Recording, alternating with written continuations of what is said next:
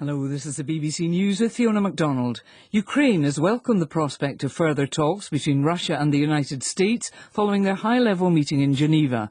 In a tweet, the Ukrainian Foreign Minister said it was good to know the diplomatic track with Russia remained active.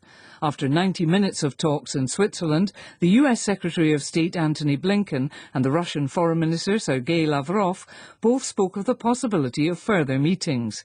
Russia's security demands include a ban on Ukraine joining NATO. Imogen Foulkes is in Geneva.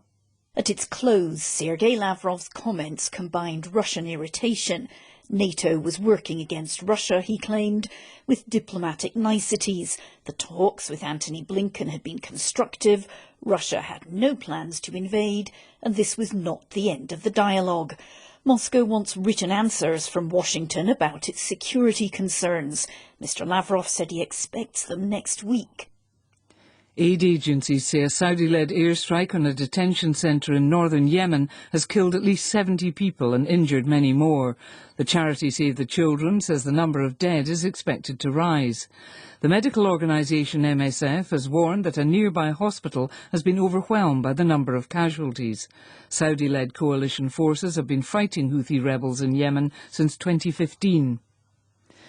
Chile's left-wing President-elect Gabriel Boric has named his new cabinet, appointing the current head of the central bank, Mario Marcel, as his finance minister.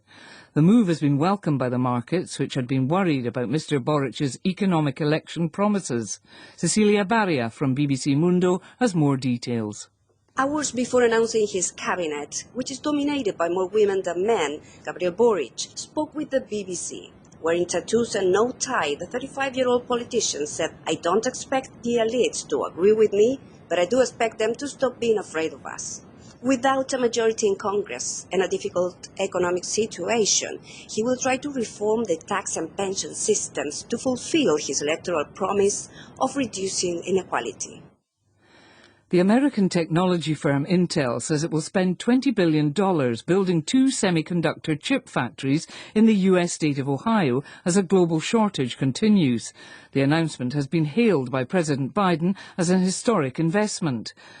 Intel's chief executive, Pat Gelsinger, outlined the benefits of such a large technology site.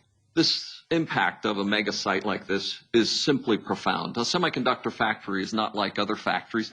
It's more like a small city supporting a vibrant community of services, suppliers, and ancillary businesses. You can think about this as a magnet for the entire tech industry. You're listening to the latest world news from the BBC in London. Masked Jewish settlers armed with clubs and stones have attacked a group of left-wing Israeli activists in the occupied West Bank. 6 of the activists, who were helping Palestinian farmers plant trees, were injured during the assaults near the village of Burin. Israeli security officials say the incident follows a sharp rise in violence by settlers and Jewish extremists in the West Bank. Police in southern Mexico have dispersed a migrant caravan for the first time this year. The authorities in the state of Chiapas said the group was made up of about 300 people, hoping to walk for weeks to apply for asylum in the US. They've been taken to processing centres to be returned to their home countries. Shares in Netflix have tumbled by more than 20% in New York after the streaming service posted worse than expected results. Michelle Fleury reports from the city. Netflix, home to shows like The Crown, enjoyed a huge surge in interest during the pandemic as people around the world were forced to stay home. The number of subscribers worldwide grew to 222 million last year. But despite big hits like the Korean show Squid Game, the video streaming service now predicts it will add 2.5 million customers between January and March of this year. That is the slowest opening quarter in years and far less than the 5.9 million analysts had forecast.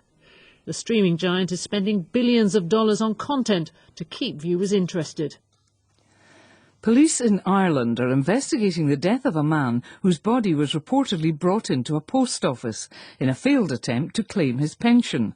Local media say 2 men propped up the corpse as they entered the building before fleeing when a member of staff asked about the dead man's well-being. They're reported to have abandoned the body as they left. Police haven't confirmed details of the incident in County Carlow, but they say they're treating the death as unexplained. BBC News.